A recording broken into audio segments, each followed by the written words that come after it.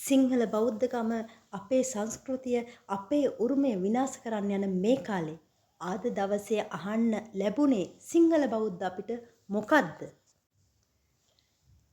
70%කටත් වැඩි ප්‍රමාණයක් සිංහල බෞද්ධයන් සිටින රටේ අද අපිට අහන්න ලැබුණේ බුද්ධ ශාසන ඇමති වගේම බුද්ධ ශාසන නියෝජ්‍ය ඇමති තනතුර අන් ආගමිකයන් වෙත පවරා දීම ගැන. බුදු තෙවරක් වැඩි මේ පිම්බිමේ බුද්ධ ශාසන ඇමතිට බෞද්ධයෙක් හිටියේම නැද්ද? කොහාටද මේ රට ගෙනියන්නේ? බෞද්ධකමට සිංහලයන්ට හෙට දිනයේ උරුම වන්නේ කුමක්ද? සිංහල බෞද්ධ අපි දන්නේ සතුන් නොමරන්න. හැබැයි හැමදාමත් බැටළුව මරලා උන්ගේ මස්ලේ බොන කන මෙවන් පුත්කලයන්ට විශේෂයෙන්ම බෞද්ධ නොවන අන් ආගමිකයෙක්ට මේ ලෙස බුද්ධ ශාසන නියෝජ්‍ය ඇමති තනතුර ලබා දීම හෙලා දකිනවා. ඒ වගේම බෞද්ධ රටක් වෙන ශ්‍රී ලංකාවේ බුද්ධ ශාසන ඇමති ඒ තනතුරත් ලබා දීලා තින්නේ කතෝලිකයෙකුට. බෞද්ධයන් හැටියට අපි මේවට විරෝධය ප්‍රකාශ කර සිටිනවා.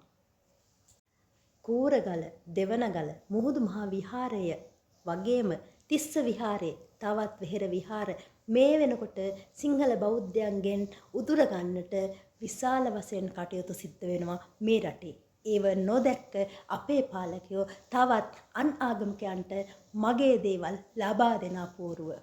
ඉතින් මේ වගේ වෙහෙර විහාරවලට පන්සලට බෞද්ධ ආගමට සිංහලකමට හෙට දිනයේ කුමක් සිදු වේවිද? අපි බලා සිටිමුද? සිංහල බෞද්ධයන් හැටියට ඇඟේ ලේ රත් වෙන්නේ නැද්ද? ඉතින් මේ සියල්ල අපි හෙලා දකිනවා. සිංහල බෞද්ධ රට අවශ්‍ය වන්නේ සිංහල බෞද්ධ නායකයෝ මිස අන් ආගමිකයන් නොවන බව මේ වෙලාවේ සිංහල බෞද්ධයෝ හැටියට අපි ප්‍රකාශ කර සිටිනවා.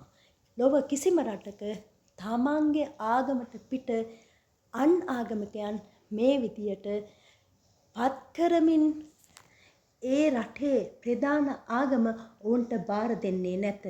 මේ පාලකයන්ගේ අදහස කුමක්ද? මේ පාලකයන් යන්නේ කොහාටද? මේ රටට හෙට දිනේ කුමක් සිදු වේවිද? ගිල ගන්නට ගොඩක් අය සිටිනවා සිංහලයා බෞද්ධකම මේ සියල්ල නසන්නට.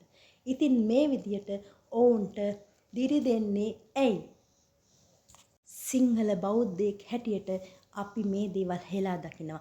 හෙට දවසේ මගේ රට ජාතිය සම්බුද්ධ ශාසනය වෙනුවෙන් සිංහල බෞද්ධ අපි හැමෝම එකට රොක් වෙන බව මේ අවස්ථාවේ ප්‍රකාශ කර සිටිනවා. සිංහලයන්ට බෞද්ධයන්ට සැමදා ජය.